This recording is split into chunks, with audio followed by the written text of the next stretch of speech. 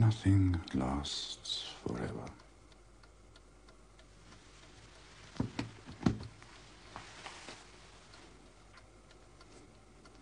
Even the longest, the most glittering reign must come to an end someday.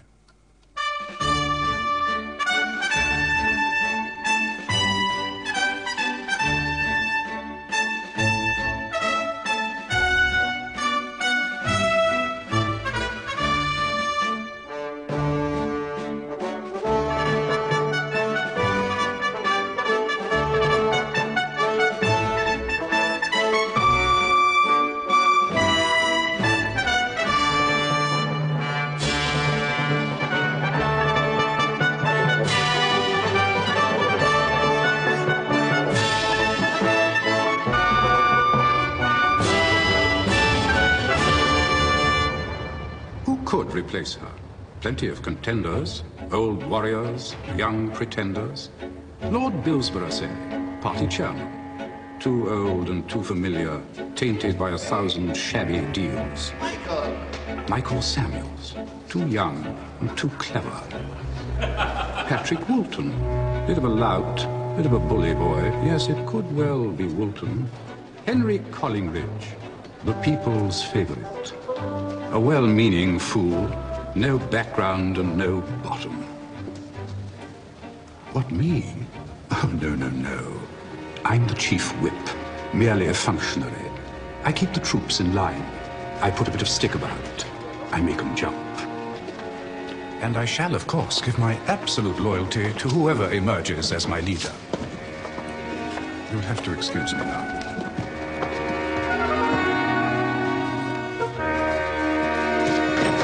Collingridge is Britain's new Prime Minister. Today, Henry Collingridge emerged as the popular choice to lead his party as Prime Minister in the forthcoming general election. Mr. Collingridge, who's 48 years old, has served as Minister for the Environment and Minister for Inner City Growth, and has often been described as the acceptable face of capitalism. Well, let's see how he does. Throughout the span of this government, we have transformed this country beyond all recognition. We are now a nation of property owners, a nation of shareholders, a proud nation of men and women who know how to get off their backsides and help themselves. We have achieved all that we set out to achieve. Now is the time when we can afford to share our hard-won gains with those less successful than ourselves. And now, let our watchword be this. Let's find the right way for all of our people to come together. Bloody nonsense. All come together sounds like a motto of a knocking shop in Marrakesh. Dear old Patrick, knocking shop in Marrakesh. Very wide of the mark. Our esteemed new leader wouldn't know a knocking shop if he saw one. His morality is strictly backstreet Sunday school hypocritical cant picked up in Peterborough or Rugeley, or some such god-awful place.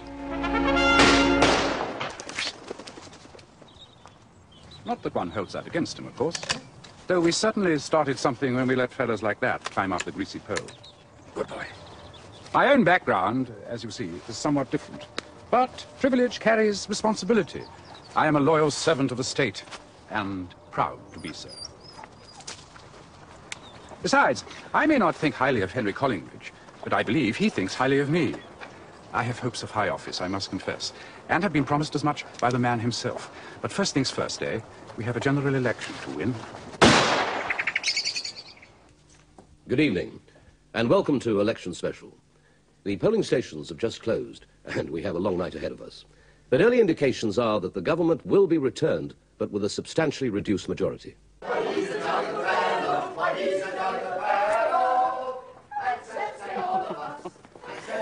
Ghastly people. Our people. What was that frightful woman talking about? She wanted a smack of firm government. She wanted you to smack her bottom. I could see that much from across the room. What is Collingridge going to do for you? I don't know. Perhaps nothing. My God, I've done enough for him. More than he deserves. That woman said she thought I should be Prime Minister. Glamis and Cawdor and King hereafter. I think that you should be Prime Minister. You're twice the man Collingridge is, or ever will be. Well, yes, my wife is very loyal. A politician needs a wife, and other people too, regrettably. A man of state needs helpers, little elves and sprites to do his bidding. Even unwitting pawns who don't know who they serve. Roger O'Neill, the party's publicity director. Lord Bilsborough's right-hand man. Jesus, Roger. How did you catch that sidestep? Wasn't that magical? I'd feel better with that once at Lansdowne Road. Open the window, will you, Rog? Where were you, anyway? Picking something up. Something to celebrate with. Has his little weaknesses. Very warm nature. Very human. But I don't mind that. They make him more... They make him easier to deal with. And, of course, one needs a sympathetic ear amongst the ladies and gentlemen of the press. Those valiant seekers after truth. And as we wait to go over to Torbay for the first result, let's see what the countrywide swing would look like if our exit poll is correct. Now, an overall majority of 31 seats would mean that the political map of Great Britain would look something like this. Jesus. What are they playing at? We backed those bastards all the way. Why can't they deliver? No one's saying they're going to lose, Greville. Going in with a majority of 100 and losing 70-odd seats isn't exactly a vote of bloody confidence, is it? And never a word of it in the polls. Nobody forecast this one. Nobody. Greville, I've been trying to tell you for 2 days it's going to be closer than the polls said. They're just not coming out for Collingridge. I told you that. Oh, thank you very much, Matty. That's extremely helpful at this juncture. What are we going to do now? I mean, Christ, look at that. Home and dry. Home and bloody dry. Brilliant. And who wrote that little bit of nonsense? I thought you did, Greville. It was dictated to me over the phone by our proprietor, Mr. Benjamin Landless. Well, even he wouldn't want the late edition to go out looking like that. Matty, any thoughts? Government majority slashed. Back in by a whisker. I'm still standing, but only just. Look, it's your job on the bloody line as well, you know. Greville, we can afford to wait a bit. It's only 20 minutes till the first result. Don't worry, I'll be back in just a second.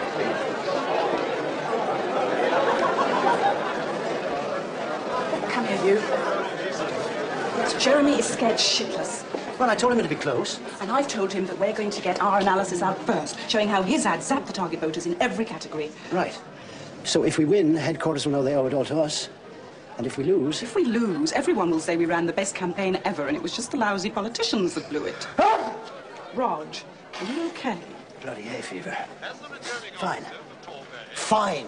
Never better. Oh, Lord, I think this is it. Mary Aloysius Alabaster. Happy Sunshine Party. 43 votes. Catherine Ann Cowson. Labour. 16,314. George Timothy Granville Green. Conservative. 23,785. That's 23,000. 8% swing. Majority of 30 or so, just what they forecast on the exit poll. We're going to be all right. We've just about saved our bacon. Well done, Roger. Well done indeed. If that doesn't get you a knighthood, I don't know what will. Beg your pardon, I didn't mean to interrupt. How do you met my assistant, Penny Guy? Delighted. So you assist young Roger, do you? Tell me, what exactly do you assist him with? Oh, just about anything at all, actually. I say. Shall I, All about 15 minutes. Right. Bye. You don't by any chance have an arrangement for leasing her out, do you?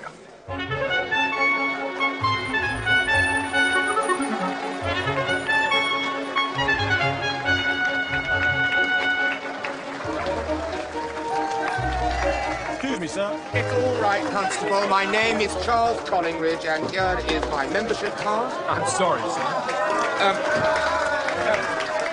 It's all right, Constable. Ah, Teddy, I've got myself into a bit of a pickle here. Come on, Charles. I'm sorry. Good evening, sir. The Prime Minister's expected in 5 minutes. Well, boys, we're back. Well done. Lord, they're all here.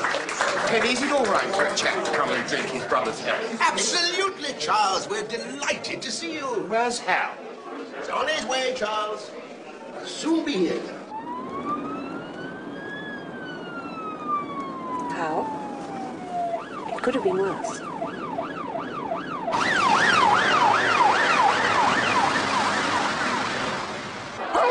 Mr. O'Neill! Mr. O'Neill! Who is it? The Prime Minister's office! I can't hear you! It's the Prime Minister for you, Mr. O'Neill!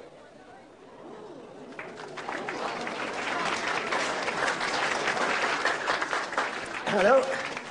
Yes, this is Roger O'Neill. Thank you. Just putting me through. Prime Minister! Many, many congratulations, and how very good of you it is to call. And then I'd like to lick it all off. Very, very slowly. Oh, thank you very much, Prime Minister. Thank you very much indeed. I know that'll be very much appreciated. And did I say that all of this would be taking place in the 5th year dorm at Benenden? Prime Minister, I'm overwhelmed. May I tell him that? The Prime Minister just wants me to thank you on his behalf for running such a fabulous campaign. And he says he's not going to ask for his money back.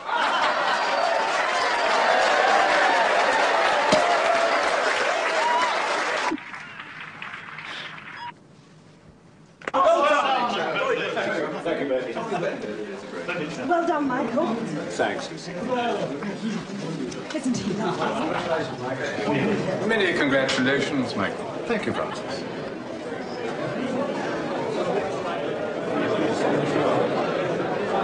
So sorry. Please let me get you another one. Charles Collingridge. It's all right. I've asked Francis Urquhart to keep an eye on him. Urquhart? Hardly see him as one of nature's nursemaids. Not so sure, Michael. He's got a good heart as Francis, but he won't stand for any bloody nonsense. Ideal nursemaid, in my opinion. He's a bore. Damn good thing, too.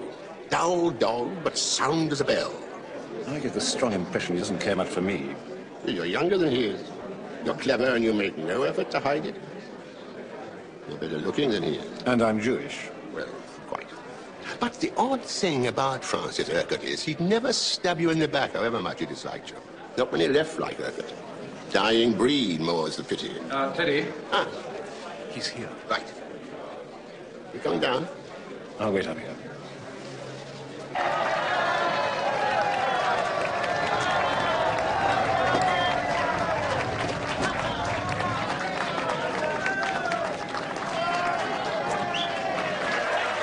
Thank you all so much. You've been magnificent. Thank you. How's it looking, Teddy? 24, possibly 25. How does that? It's a majority. 5 more years, Henry. Yes, there is that. Francis! Welcome back, Prime Minister, if I may say so. Following our conversation last week, I've had one or two thoughts about the new cabinet. I'm sure you have, Francis. I'm sure you have. Good man. Put them down on paper, would you? And come round first thing in the morning. My pleasure, Prime Minister. Al! It's me! Oh, God, Charlie, not tonight. Don't worry, Henry. I'll look after him. Charlie! I've been hoping for a word all night. Francis Urquhart, my dear old friend. Do you know what I feel like doing, Charlie? Getting rat-arsed. Exactly. Come on. I know a good place round the corner. Splendid. Two good chaps getting rat-arsed together. Surprised? Well, everybody can be valuable. That's my philosophy.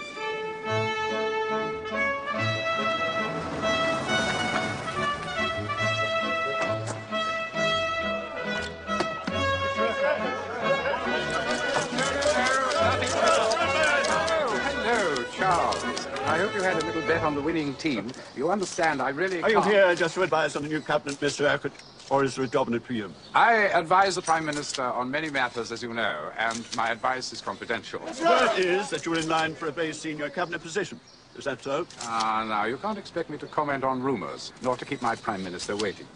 Thank you very much, gentlemen, ladies.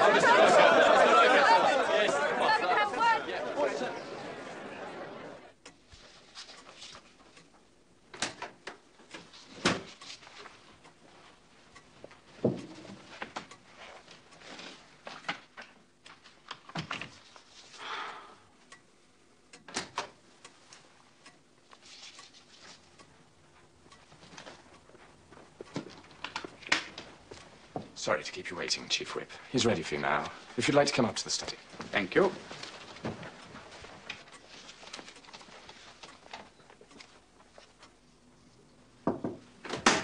Prime Minister. Pity. Didn't realize you'd be here. Pull up a chair, Francis. Now, I've had a careful look at this memorandum of yours. You're proposing a very radical change. I'd like you to tell me why. Well, just in general terms. All right. We have been in power longer than any party since the war. It's a new kind of challenge. We need to show that we are not stagnating, that we are capable of self-renewal. Your own succession to the leadership, Prime Minister, is a very good example of the sort of thing I mean. And now you want to see a great deal more of that sort of thing. Well, I think we've had a pretty clear indication from the country that people are looking for some kind of change. You think so? The new names you put forward here, none of them could be described as being on the liberal wing of the party. Wouldn't you agree, Francis? No one from the radical right, either. They're all good, sound men, Prime Minister. Good, sound men from the shires, hmm? Guaranteed to do what they're told? I'd rather say that they're all men who have been bred and educated in a tradition of public service and have proved their reliability over long years. Well, yes, that is another way of putting it. And I see you're offering your own services in high office. You will remember, Prime Minister, that some months ago we talked about the possibility that after the election there might be a senior ministerial post. Yes, yes, I do remember that. Things do change so very quickly in politics, don't they, Francis? I'm very grateful indeed for your suggestions, but I have to tell you now that we disagree with you entirely. Do you remember Macmillan, the Knight of the Long Knives? He sacked a third of his cabinet and destroyed his government in the process. He was out within the year, Francis. Now, here is what I have in mind. As you see, no cabinet changes at all.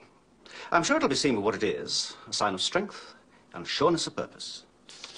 Well, I hope the parliamentary party will see it in that way. I rather count on you to press it home to them, Francis, as Chief Whip. I do assume I have your full support.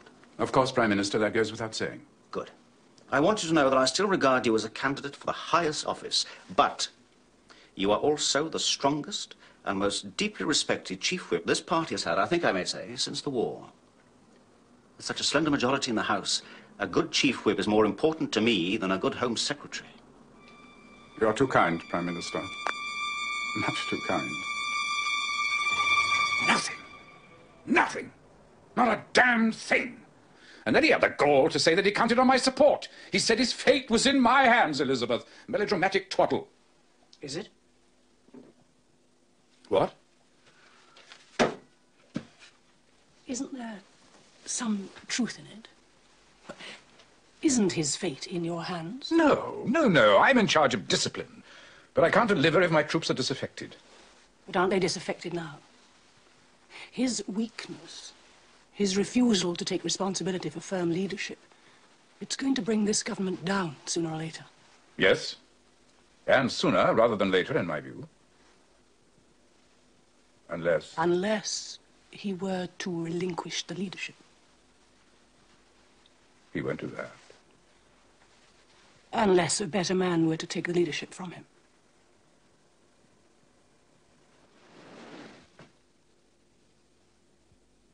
Have you any idea what that would involve? No. But I would imagine that you have a very good idea, Francis. And I know that you're capable of doing whatever is necessary. We're not expecting anyone, are we? No. I'll go.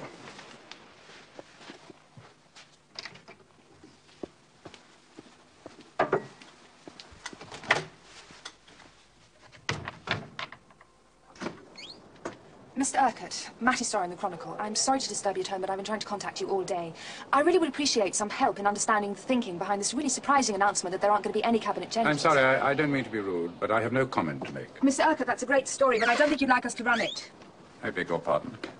What story? Late last night, there were telltale signs of deep division in the highest party circles. Francis Urquhart, the Chief Whip, who has been denied promotion once again, refused to comment on or defend the Prime Minister's decision. I know you, don't I?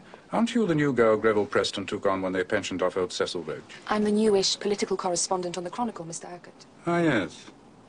Quite. Do come inside, Miss Roy.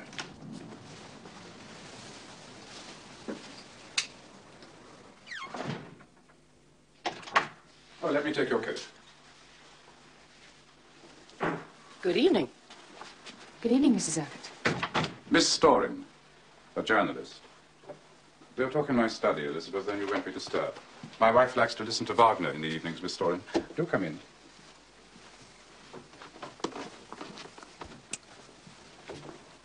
Would you like a drink?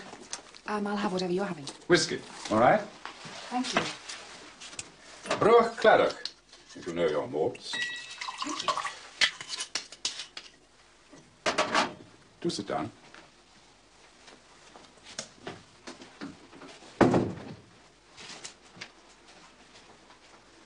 Well, now. Mr. Urquhart, in my piece tomorrow, I'll faithfully record your public loyalty to the Prime Minister and your defence of his actions. Or in this case, lack of actions. But I want to understand what people are really thinking. I want to know what you really feel. And I think you'd like to talk to me in confidence on lobby terms. And what makes you think that? You didn't have to let me in. You could have phoned Greville Preston and complained about my outrageous harassment and threatened him with this and that, and he'd have listened. Because one thing everyone knows is that threats from Francis Urquhart are not idle threats. Good. And if I were to betray your confidence, you could have me not just sacked, but unemployable within the week. I'm going to confide in you, am I? I hope so. Everyone I talk to says Francis Urquhart could tell you the answer to that one, but he won't. Well, at this stage in my career, I need to understand much more than I need scoop headlines. I need a friend in high places, Mr. Urquhart. And I think you'd like to talk to someone like me. And nobody knows I'm here tonight. And nobody will.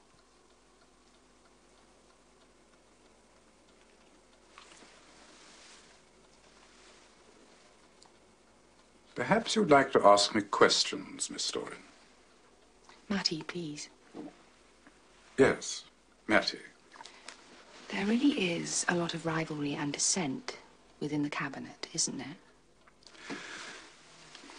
Some elements of the party, some elements in the cabinet, are deeply distressed. They don't think the PM has what it takes for a full 5-year term or anywhere near it. They see another leadership crisis looming. And the more ambitious of them want to be well placed when it comes. They're not thinking about the good of the party anymore, much less the good of the country. They're thinking about the next leadership race. And one might say the same about the Prime Minister. That he's thinking about his own survival, not the good of the country. You might say that. I couldn't possibly say that. And if one word of this is linked with my I am name... a lobby correspondent, Mr. Urquhart. Don't worry. It'll be senior members of the party and sources close to the Prime Minister. Good. Very good. Could I ask you why you've decided to talk to me? You don't usually give interviews at all, do you? Let's say you turned up at the right time. No, that's not fair. Things need to be aired publicly. I've read your stuff. It's very good. I think I can trust you to be fair and honest. Perhaps you haven't been here long enough to be corrupted. Well, thank you. I hope I never will be. Could I ask you, if the Prime Minister is experiencing discord in the Cabinet, wouldn't his best move be to sack the dissidents? Get in some new people and some fresh new policies? You might think so, Mattie, but in all fairness, it isn't so easy. He's not absolutely certain where the danger lies, for one thing, and a sudden flurry of changes might look like panic. That's the official view. But you don't agree with it? Of course I agree with it, Mattie. I have to agree with it. You, on the other hand, might feel that if you were the captain of the Titanic, you wouldn't be saying, steady as she goes. Who should he... I don't know how to put this in a way that you'll be able to answer. Try. If I were captain of the Titanic, which of my senior officers should I be worried about? Beware of an old man in a hurry. Have you heard that phrase, Mattie? Lord Bilsborough. But he's Collingridge's closest advisor. Surely he can't still think he could be party leader, not at his age, not from the Lords. So? He doesn't want it for himself. He wants to pull the strings. He wants the party leadership for one of his protégés. You might think that. I couldn't possibly comment. Michael Samuels. You might think that. Lord Bilsborough is setting up Collingridge as an Aunt Sally so that Michael Samuels can take his place when the time comes. You might think that. I couldn't possibly comment. And how do you feel about all this? Oh, I'm just the chief whip, Mattie. My personal feelings are neither here nor there.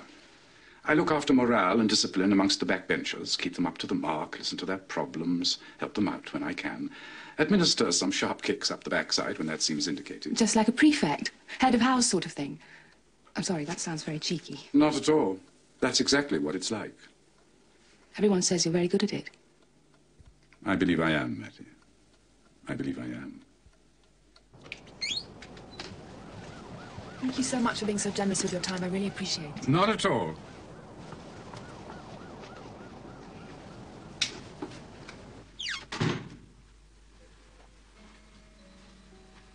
Well? Interesting girl. Clever. Not too clever. No, no.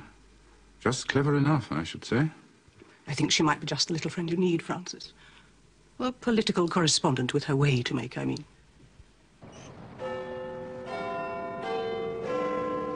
No, Prime Minister. I haven't seen the papers yet. Yes. There was speculation last night that the Prime Minister was unlikely to fight another election, and that some senior ministers were already manoeuvring for position in the event of an early leadership struggle. It's all very insubstantial, Prime Minister. Someone's flying a kite. Someone's bloody well making mischief, Francis. Listen to this. Lord Bilsborough, the party chairman, dismissed as nonsense any suggestion of a leadership election in the offing. However, the position of the party chairman will be crucial during a leadership race, and Bilsborough is known to be very close to Michael Samuels, the Environment Secretary, who could be one of the contenders. Damn it, Francis, this is the Chronicle. They're supposed to be our people. Yes, you're quite right. Will you leave this with me, Henry? I'll get on to Greville Preston and find out who's been telling tales out of class. And if we don't get any joy there, we'll go straight to Ben Landless. You're absolutely right. We don't need this from the Chronicle. Leave it with me. I'll put a bit of stick about. Thank you, Francis. And Francis, I'm really very grateful for your support. Not at all. Goodbye.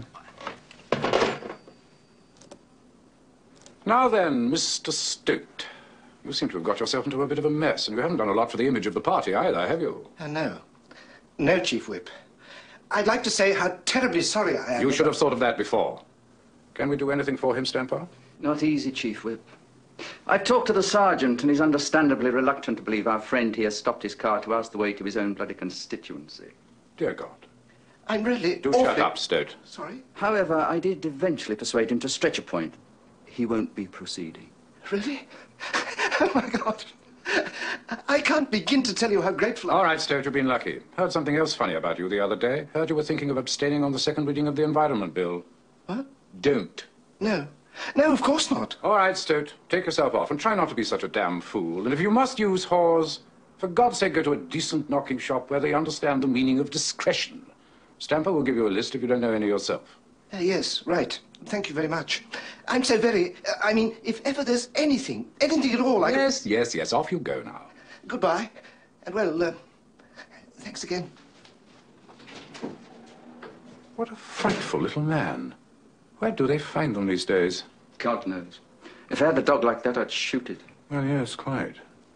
Roger O'Neill's in the outer office. Oh, yes. I think I'll make this one a private chat, Stamper. Whatever you say. Roger? Good to see you. Looking fit. Let's do a squash sometime. I like that very much. Roger! Good morning to you, Francis. Well, I'll be on my way. Yes, all right. Have a seat, Roger. Good of you to come in. Drink?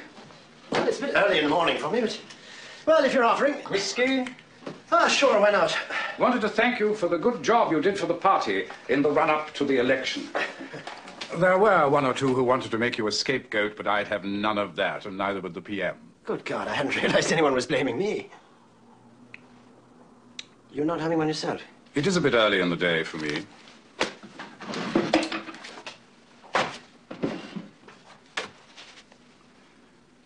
You've been a bit of a bad lad, haven't you, Roger? What? You've had your hand in the till. Francis, you're joking. Your expenses are paid by central office, aren't they? But you've been claiming quite large sums from the advertising agency as well. It's a bit naughty, Roger. How's that? It's perfectly simple, Francis. The accounting at Smith Square is so slow. If I'd been buying a few lunches, I could wait months to get my money back. It's so much simpler to get it from the agency, don't you see? I've never taken a single penny in expenses that wasn't absolutely legitimate, Francis. Not a single penny. And I swear that to you on my mother's grave. £22,370 in the last 10 months, I make it. Here we are. Have a look at the figures. Might be slightly out, but not by more than a tenner or so. bit steep for a few lunches, wouldn't you say? It's all some... Cocaine's awfully expensive stuff, isn't it? Is it worth it? They say it makes a good man brilliant. If that's so, you must be a genius. Francis, you must believe me. I haven't got a problem. I'm not addicted.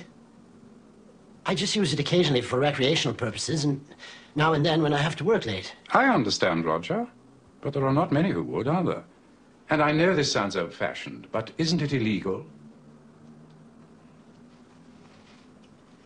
What are you going to do? Well, I know what we should do. Write off the money as a bad debt and toss you overboard. But I suppose I must have a soft spot for you. I'm going to bail you out, Roger. I'm going to save your bacon. And in return, I want your absolute, unquestioning loyalty. Yes. Yes, of course. To me personally, not to the chairman.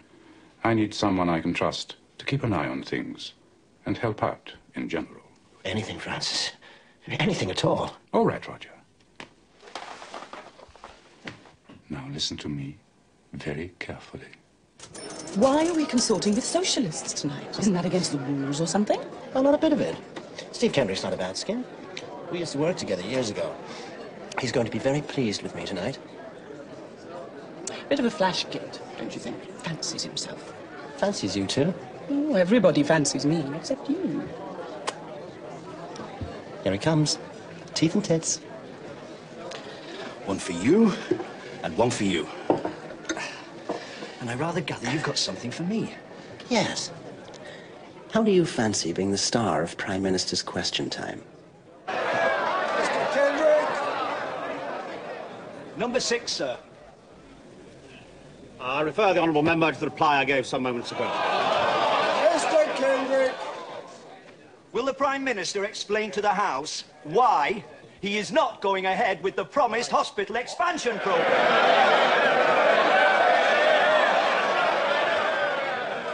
I note the honourable member's creditable concern with the health service and would remind him that under this government, the health service has enjoyed an annual increase of 7%. 7% in real terms. Furthermore, the health service has benefited more than any other government service from our determination to reduce inflation and to operate in a sensible and cost-efficient way. Answer the question. That is what I'm doing. This government has made a commitment to expand the hospital building program. It is not this government's practice to discuss the specifics.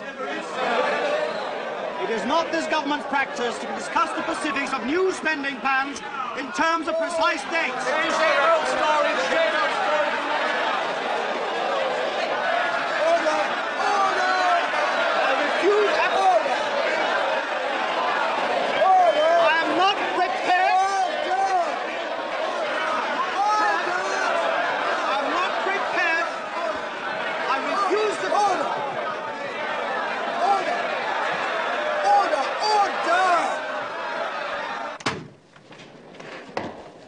How in Christ's name that little bastard Kendrick know?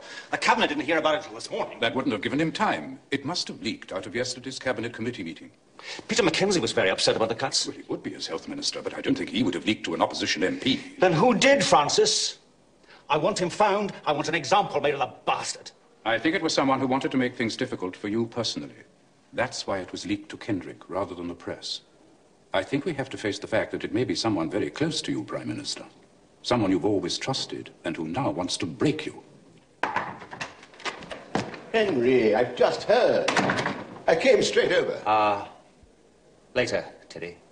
If you'd be so good. I just have to chew over a few things with Francis here. Yes. Yes, of course. I'll come back later then. Those of us who care for the nation's defense have been astonished to hear that confidential documents have been left in a public house. But when they have rather less surprisingly found their way into the pages of the Independent newspaper. We have been gravely alarmed to read in these documents of huge unnecessary and positively dangerous cuts in the Territorial Army establishment. Does the Prime Minister understand the damage that will be done to the government support over the coming months? Will the Leader of the House allow time to debate and to reverse this decision?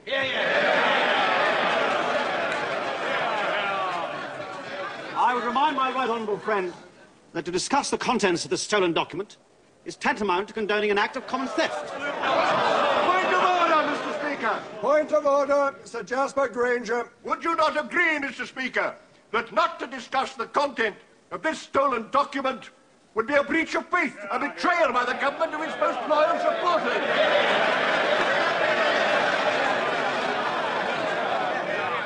Mr. Speaker, my right honourable friends and I have listened carefully to the mood of the House.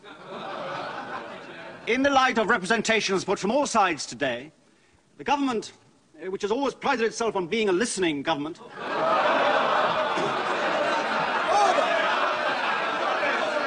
government will temporarily rescind the cuts while it takes a further look at the whole question.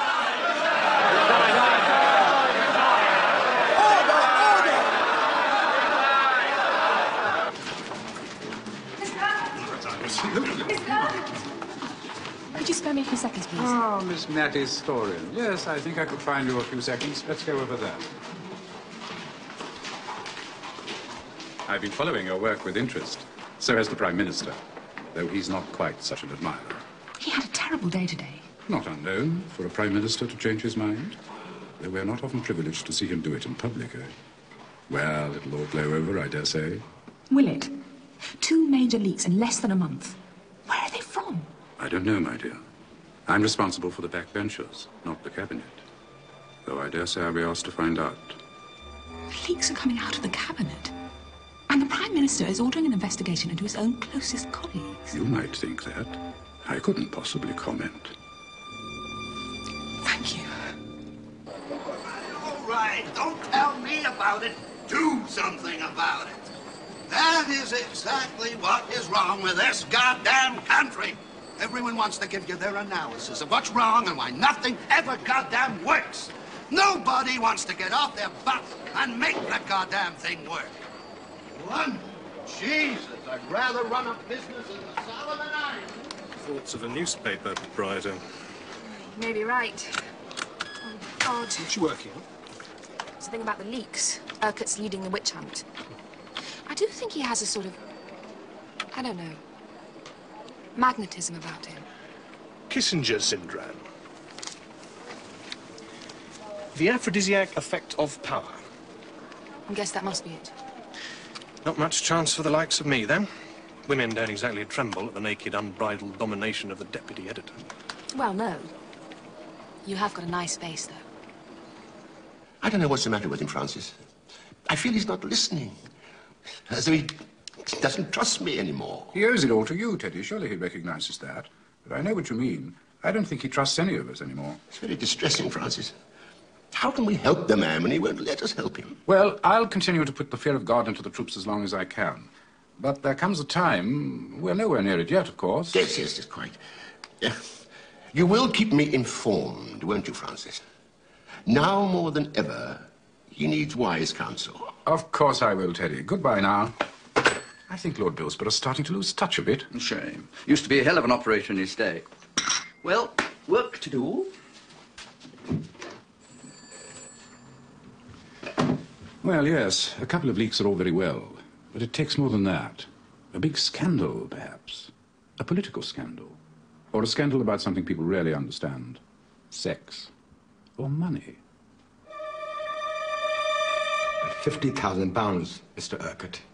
It's a very generous donation, Mr. Jobwaller. We don't often see such large sums in cash. I'm a little old-fashioned, Mr. Urquhart. I prefer to trust cash rather than cashiers. And, strictly speaking, you should hand it to the party treasurer, not to me. Oh, but you are my member of parliament, Mr. Urquhart. I know you. I trust you. Oh, I'm sure the party treasurer is an excellent man. But you, Mr. Urquhart, you are my friend. Well, I'm very touched. And no, I hope to gain nothing Except my wife and I would be thrilled to meet the Prime Minister if he should ever visit the constituency. I'm sure that can be arranged.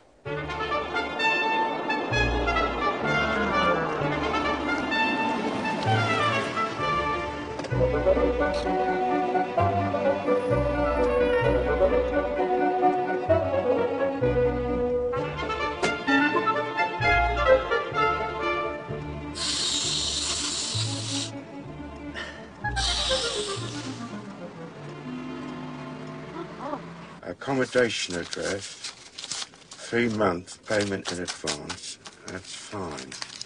So you're working round here now, eh? Yeah, that's right.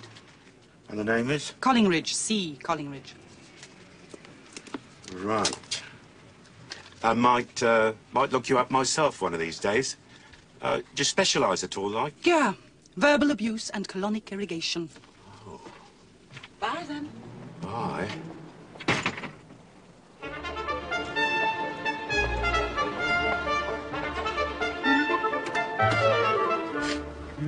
Nasty little man. It was all right, though. Yeah, I suppose so. Why couldn't Charlie Collingridge do it himself? I mean, it's a bit of a waste of money paying me 18 grand to run errands, isn't it? Come on, I'm supposed to be the brains of this outfit. You are. You are, I swear it. Well, what's he want it for anyway? Don't tell me he's going on the game. Hardly.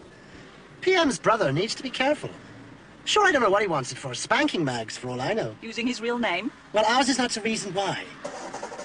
We're doing a special favour. The request comes from the very top, and we don't breathe a word to a soul, all right? Right.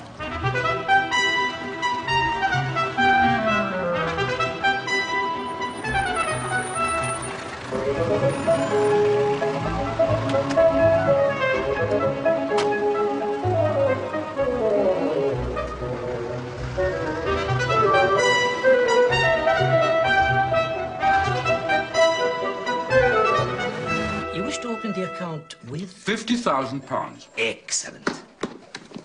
In cash. Excellent. A high-interest current account, sir? Well, no, I shan't need to draw on it immediately. Could I purchase some shares through you? But of course, it would be a pleasure. Mendox Chemicals. 20,000. You should be able to get them for about 240 pence. I'm rather pressed for time. Could I leave that with you? We should be able to confirm it for you by 4 this afternoon, sir. Excellent. Thank you very much. Not at all, Mr. Collingridge. It's a pleasure.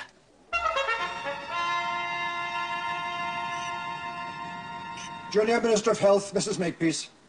With permission, Mr. Speaker, I'd like to make a statement. The Department of Health, on the advice of the Chief Medical Officer, has today licensed 3 new drugs for general use. Cybernox, manufactured by Mendox Chemical Company, with general application in the treatment of rheumatoid arthritis and related diseases. Charles Collingridge here. You were kind enough to open an account for me last week. I'm afraid I've had to alter my plans entirely. The negotiations on the hotel in Turkey have fallen through, and I'm flying back to Kenya at the end of the week. Well, can't be helped. Had a bit of luck with those Mendoc shares, though. Should clear 9 or 10,000 on them. Can you sell those today at anything over 295? And I'll come in tomorrow morning to close the account. Can you send a closing statement to my London address? Charles Collingridge, 216 Praed Street, W2. Thank you very much for all your help. Goodbye. Not working this morning, Francis? Oh, yes, Elizabeth. I am working. I'm working very well, as a matter of fact. Very good of you to come in, Humphrey. I couldn't really get away, and I didn't feel comfortable holding all this money. 50,000? What's he hoping to get out of it? 5 minutes alone with the PM, he says. Bit more than the going rate, isn't it? Well, I'll write to Mr. Chevwalder today. Chaps like him should be encouraged. Yes, indeed. And I'll see the PM is informed. About time he heard a bit of good news.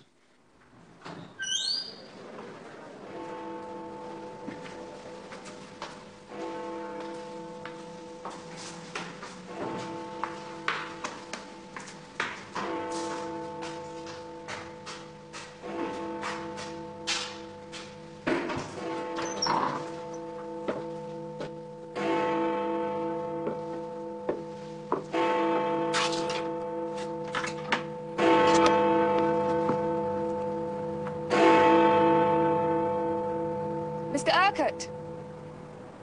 Good morning, Mattie. couldn't believe it when you said roof garden. I had no idea it was here. It's amazing. Surprisingly few people know about it. I like to keep it that way. Good place to get away from the rabble. So, what was it, Mattie? Well, really, I just wanted to thank you for all your help over the last couple of months. You must be glad they're over. Well, we've known easier times. And what makes you think the summer's going to be any better for us? What do you mean? Can I say something in absolute confidence, Mattie? Not even on lobby terms. Yes. Yes, of course you can. I've heard hints that the tabloids are going to mount a personal attack on the PM, a particularly nasty one. They're going to use his brother. His brother? Charles Collingridge. Don't you know him? Well, between the two of us, he's a bit of a liability. Alcohol problem, debts everywhere. And when he's had too much to drink, he's not too sure of his sexual orientation. Well, you see the problem. If the PM disowns his brother, he's a heartless bastard. If he stands by him, he's a security risk and God knows what else. That's how they'll play it. Why are you telling me? Because I think you're a responsible and honorable journalist. Because I trust you. And, well, because I think we're going to need all the friends we can get. There isn't any chance he might be involved in something unsavory with his brother, is there? Oh, no. No, I'm sure there isn't. He's fond of his brother, but he's not a complete fool. You'd have to say that. You'd have to cover up for him, even if you thought there was something. Perhaps. But there isn't, is there? He does seem to need a lot of propping up, Henry Collingridge. Well, that's all part of my job. And it's all worth it, wouldn't you say? Well, since you asked, no. Because I happen to think there's at least one man who'd make a much better leader. You might think that, Mattie. I couldn't possibly comment.